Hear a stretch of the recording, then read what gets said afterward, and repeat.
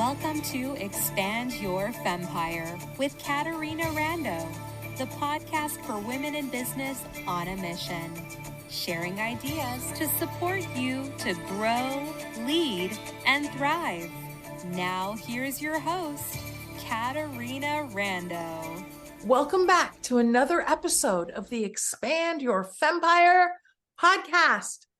I'm your host, Caterina Rando, and I am blessing to be with you today. We have the most fabulous, super smart, super successful guest. You are going to want to hear every single word she shares. Theresa Ream is the founder of several multi-million-dollar businesses that have been in business for over 42 years. She's a community leader, speaker, blogger, of course, best-selling author, business expert, magazine contributor, and president of the Professional Women's Network of Monterey. She has so much vitality. She has so much bliss in her business. Theresa, tell everybody, how did you get started on your entrepreneurial journey? Thank you, Caterina. I'm so thrilled to be here. Well, it came about when I was probably about 14 years old. I noticed a restoration contractor in our area. And when people would have fires or floods, he would be out on their porch holding their hands, telling them everything would be okay. And then he would rebuild their homes and he would fix them up and everyone would be happy. And he was a hero in his community. So I would stalk him. I would literally go in the bushes, watch what he was doing. And I later met my husband, and a couple of years later, I was 16. And after we got married, we started our first business, which was contracting, building contracting. And lo and behold, one night, a drunk driver ran through our living room in the middle of the night, and he had one of those big old Cadillacs with the fins, those huge Cadillacs. And he jumps out and he goes, "It's okay, I'm your neighbor." And we're like, "No, it's not okay. Your car is in the middle of our living room." An insurance adjuster, I remember his name clearly, even though it was 40 years ago, Jose Trujillo, came and he looked at our damage. And then he said, "What do you do?" And I said, "We're building contractors." And he said, "Do you do reconstruction for fire or water damaged homes?" And I said, "Absolutely." Well, we didn't yet. So he gave us a job to look at the next week. And we went out, take a look at it. And I called him up and I says, "How do you want this bid? I need it on a computer." Well, in the 80s, we didn't have computers. So I typed it all. And then I realized, oh my gosh, he's going to see the typing prints on the back. So I made copies and I made it room by room like he wanted and gave it to him. He said, "Great." Gave us our first job. Off we went running into the reconstruction business. And that was our first chance to do my childhood dream. I love that, Theresa. I love that. Now, okay, that was your reconstruction company. However, I know you got a few companies.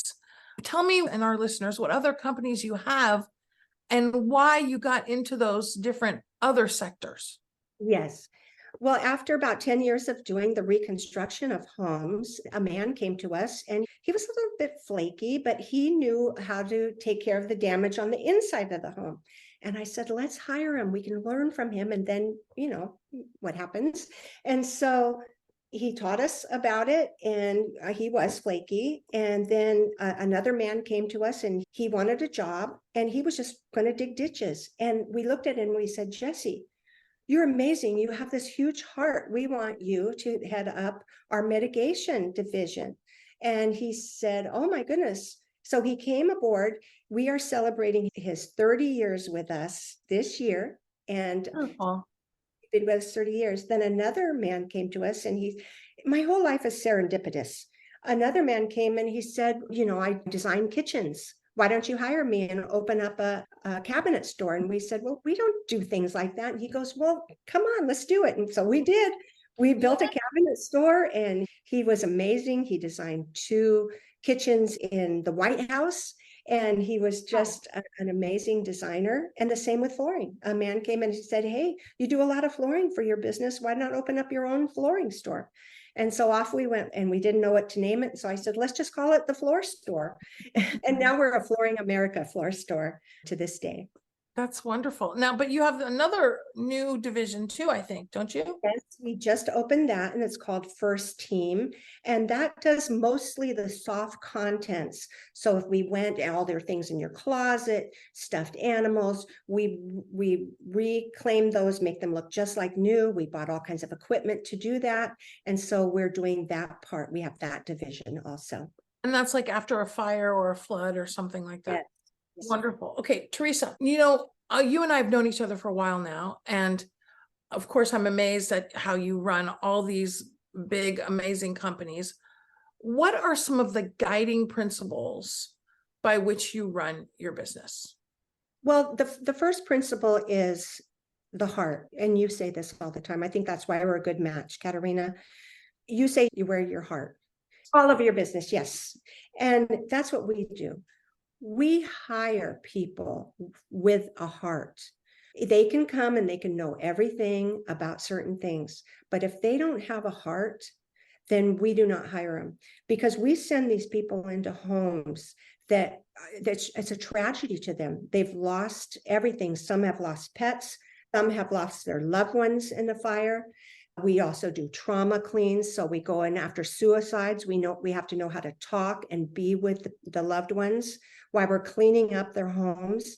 It's a big deal. We have to have a certain kind of people work for us, and to build that team around a family-centered, heart-type business. That's what's pushed us forward all these years. Mm-hmm. Well, you mentioned about one of your early employees, and I know that you have a great team, and I know that many of your employees have been with you for 2 decades, 3 decades. My hunch is that if you have a good person, you feel that you can move them into a new role.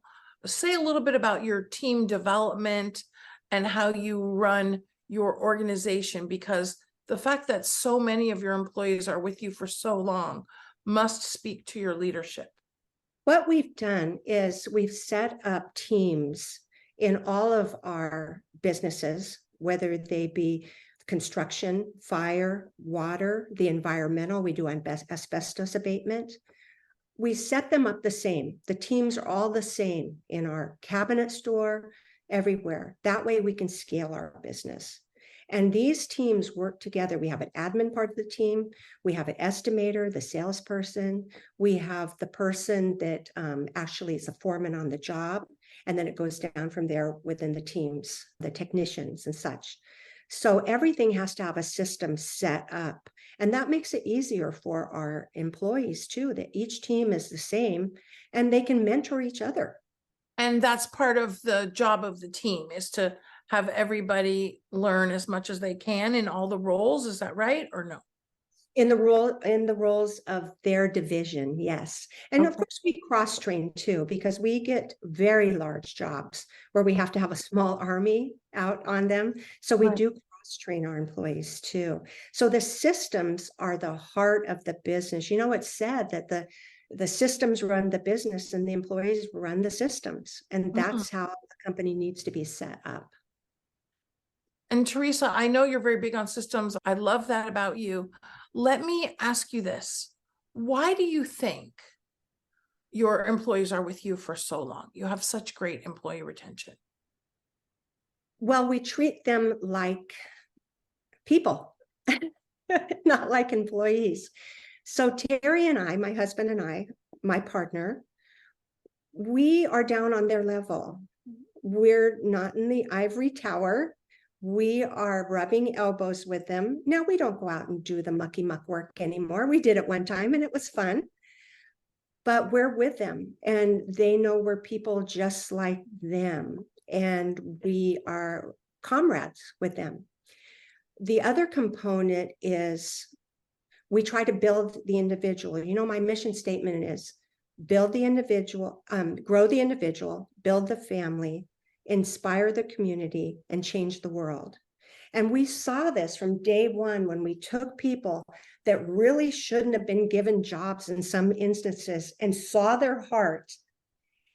One guy I used to call and get him out of jail. This was back in the old day when you could call the jail and say, I have work for this guy.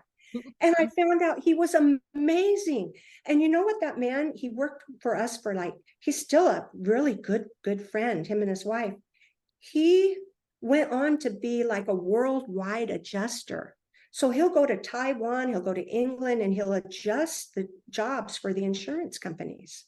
So we grew that individual from somebody that had no chance. And we try to bring that forward to all of our employees.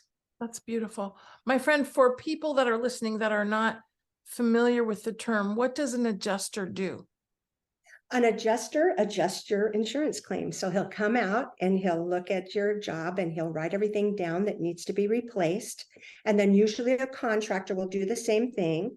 And then the insurance adjuster goes and he adjusts your claim down to try to save the insurance company money in some cases. That's their job. That's why they're called. And some of them are just so delightful of people that we became friends with. What do you see, Theresa, next for the Ream companies? I really believe that, we do work in the Silicon Valley, but I see that growing already with opening this new division with First Team and the soft contents mitigation. Our territory is in San Luis Obispo. So the territory is really growing, and that's where that duplication of teams, we know how to, they're all run the same, will be such an easy transference of that. And what do you see next, Theresa, for you as a thriving woman in business? Well, I really have a heart for women.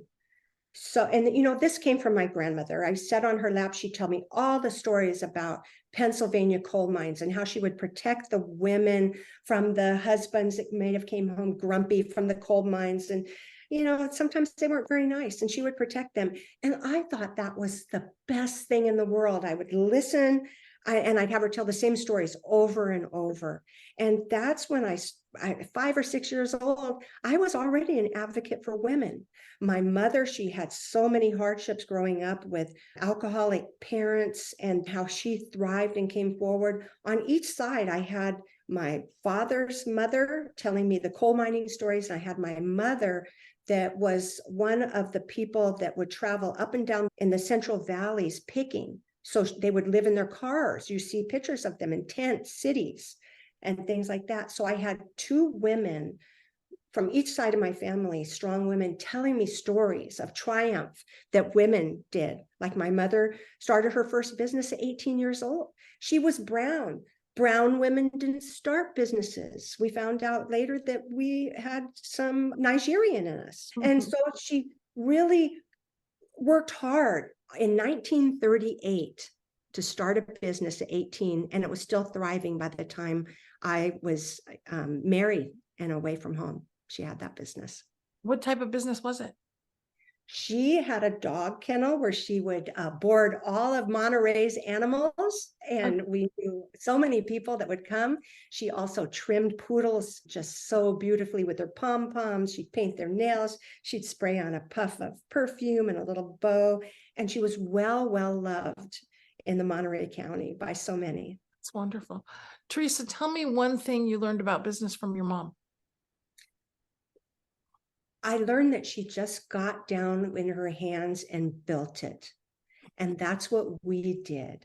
We got down, it was scary. We didn't know what we were doing a lot of times, but we went forward and we did it, and we got our hands dirty, and we worked long hours, and we took calls in the middle of the night when roofs would blow off, and we'd have to go out and start a crew to put, board up their roof and the different things. And that was just so exciting to do that. But my mother's hard work and watching how she thrived in her business by just one foot in front of the other really taught me to do that. One foot in front of the other. It sounds like too, you say yes, and then you figure it out. Yeah, absolutely. And that's the fun part. That's the fun part. Is that you really kind of get to make it up as you go, and pretty soon you're there and you've arrived. Theresa, I know that as you said, you want to make a difference for women. Now, I believe that there's another chapter for you for supporting women in business coming next. Do you want to say a little bit about that? Yes, I'm starting a mentoring business where I go in and consult women in business, usually women who have an established business where they need some guidance. You know, we talked a little bit earlier, and one of my mottos is, why aren't we living our vision board? Many years ago, and I still have them is my vision boards from 40 years ago. And they look exactly like that. Then I did another one about 15 years ago, and now my life looks exactly like that. So why aren't we living our vision boards? A lot of us make them. Well, Theresa, it sounds like you're living your vision board, and that's a speech I want you to give, how to live your vision board or how to create the life on your vision board. What do you think about Definitely. that? That would be super fun to do too. What do you think, Theresa? Let's talk a little bit about leadership qualities. Because if I was to talk about you, I would, which I'm always happy to do, you absolutely wear your heart all over your business, as you have shared. What other leadership qualities do you feel have contributed to your success in business? I think a big one is reading people. A lot of time a business owner will get caught up in it's done this way. Well, we're the ones doing it that way, not necessarily the other 7 billion people in the world. So we really have to look at what they want. There should be no cookie cutter client. And that's what I see a lot of businesses getting caught up in. They become very proud that they've made this, and then they don't deviate and grow from it and learn from what their clients really want and what their employees want, so you can build a really nice team. It sounds like you're always open to what your employees or other vendors that you're working with, it sounds like you're very open to the opportunities that they might bring you or the ideas they bring you to really help your business flourish more. Would you say that's true? Yes, because you can learn from everyone. And so many of us have turned off our learning abilities. Now, we may learn in certain areas. We can have tunnel vision on our learning and be really good at learning different areas. But the person that walks up to you anywhere can teach you something. And if you can be open to that and let down that mindset that you have and take what they have in, this is what I do. I listen to them, I take it in, I process it, I kind of make it my own, and then out it comes. It's a real exchange of this energy from one person to the other, and it works really well. And your natural way of being a lifelong learner, would you say that's contributed to your continued success? Yes, because it doesn't, people can get stale. Again, we can all raise our hands with we've been stale, or somebody really pops out as pretty stale. And there's no reason for that. If we keep moving, more things are added to us and we get more experiences. Just like with the Professional Women's Network, when everything shut down in 2020, when I took over as president for this 4 years, it was something that I had to do I thought, well, let's invite women all over the country and let's build this. And that's what I did. I'm a stalker. Look, I stalked that contractor when I was 14. Women, I just see them. I think they're amazing. I'll go after them to be friends, to get them on our podcast, whatever we can do on that. And just like meeting women in Pennsylvania, I have lifelong friends in Pennsylvania, in your group, in San Francisco and throughout. And just the openness of opening that up. I have more friends now than I ever have had before the pandemic. Isn't that wonderful? Isn't that one of the beautiful things, one of the beautiful gifts of the pandemic? Yay. Theresa, you have so much value to bring. You just mentioned your podcast. Let's let everybody know, how can they connect with you? Anything you want to share with our listeners before we begin to wrap up? Well, the best way is to go on linkedin.com/Ream. You can go to my website, disastercleanup.com. And then if you want to learn more about the Professional Women's Network, you can go to pwnmonterey.org.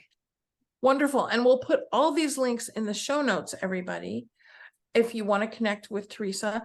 And Theresa, they can also reach out to you on Facebook. I know you're Miss Facebook like me. Okay, now, Theresa, before we wrap up our time together, any final advice you have for our listeners who want to be like you? They want to live their vision board. They want to create a multi-million-dollar company. What else do we want them to know before we wrap up? I think the most important thing is know your dream. And a lot of times we don't know what our dream was. I was fortunate enough at age 14 to realize what one of my dreams were. Sometimes we have to go back a little bit and think about what our dream is. And then when you do have your dream, create those systems that are going to take that business off and not have you work so hard. So know your dream and then set your systems. And then also you have put great people in place so that Absolutely. Without a team, it's really hard to grow to the places that you need to grow, both financially and in terms of your freedom. You don't want to be tied down to a business constantly. So that's one of the things I can help with. Theresa, I'm always blessing to be with you. It's always a privilege. You're one of those people where you always feel more uplifted when you wrap up a visit than when you showed up. Thank you. And let's remind everybody, listener, guess what? Theresa, this podcast, Expand Your Fempire, myself, we want you to thrive. We got a lifetime supply of value for you because we want to support you. Come to a free workshop, stay connected, get connected to our amazing, thriving women in business community. We've got a lifetime supply of more value for you here. And join us again on another episode of the Expand Your Fempire podcast. Bing, bing, bing. We hope you enjoyed this episode of Expand Your Fempire with Caterina Rando.